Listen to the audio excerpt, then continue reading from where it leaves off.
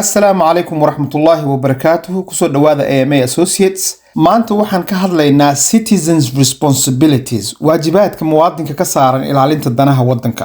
waajibaadka muwaadiniinta ka saaran ilaalinta danaha wadanka waxaa ka mid ah qodobka koowaad, voting responsibility. muwaadiniintu waxaa waajib ku ah inay ka qayb galaan nidaamka doorashada. muwaadiniintu waa inay gutaan waajibaadkooda dastuuriga ah, codkoodana u dhiibtaan sida ugu habboon oo ay diin, qiyam iyo ammaano ku dheehan tahay goorta la gaaro doorashada wadanka iyo goorta la qaadayo afti qaran.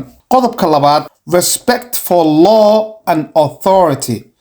muwaadinka waxaa waajib ku ah inuu si ixtiraam leh u adeeco sharciga iyo nidaamka dowladnimada. waxa kale oo waajib ku ah muwaadinku inuu qayb lixaad la ka qaato ilaalinta nabadda, xasiloonida iyo wax walba oo kabi kara wadajirka bulshada. qodobka saddexaad, civic engagement. muwaadiniintu waxaa waajib ku ah inay ka qayb qaataan howlaha lagu horumarinayo adeegyada bulshada. muwaadinku waa inuu waqti ku bixiyaa howlaha iyo mashaariicda lagu fulinayo iskaa wax u qabso iyo adeegyada loogu khidmaynayo danta guud ee bulshada si loo dhimo caqabadaha bulshada ka hortaagan horumarka adduunka wada hiigsanayo.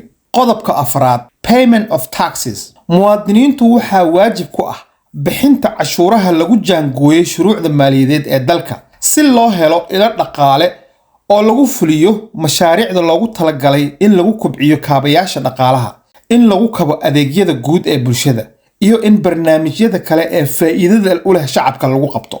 qodobka shanaad, jury duty. muwaadiniintu waxaa waajib ku ah inay ka qayb noqdaan xeer beegtida iyagoo u heelinaya xaqa mar walba goorta loo baahdo inay gar qaadaan. muwaadiniintu waa inay ka qayb qaataan cadaaladda iyo xaqiijinta sarreynta nidaamka garsoorka. qodobka lixaad, respect for others' rights.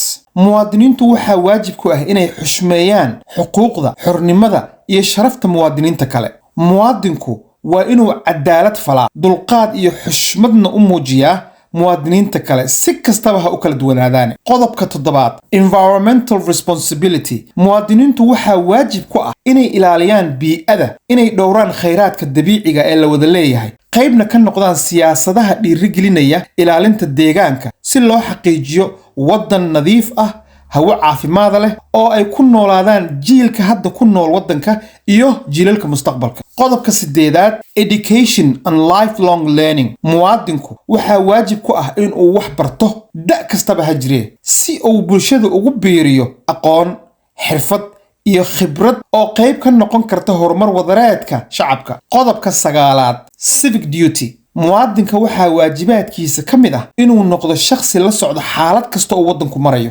sida shuruucda qusaysa arrimaha bulshada iyo duruufaha hortaagan shacabka. muwaadinku waa inuu ka qayb galaa doodaha masiiriga ah ee lagu gorfeynayo go'aamaha laga gaarayo danaha guud ee dalka. qodobka tobanaad, national service. muwaadinku waxaa waajib ku ah inuu maro tababarka shaqo qaran oo loo yaqaano gurmad goorta uu dhammaysto waxbarashada dugsiga sare. muwaadinku waa inuu qayb ka noqdaa difaaca qaranka haddii loo baahdo. haddii aan soo koobo, muwaadinku mar walba waa inuu noqdaa daljire, waa inuu ka ilaaliyaa wadanka wax allaala wixii ceeb u soo jiidayo, waa in uu mas-uul ka noqdaa baraha bulshada marka uu ku jiro inuu matalo wadankiisa oo dhacdhac iyo ilbaxnimo xumo iyo garaad xumo uunu muujinin si uunan ceeb ugu soo jiidin dalkiisa hooyo.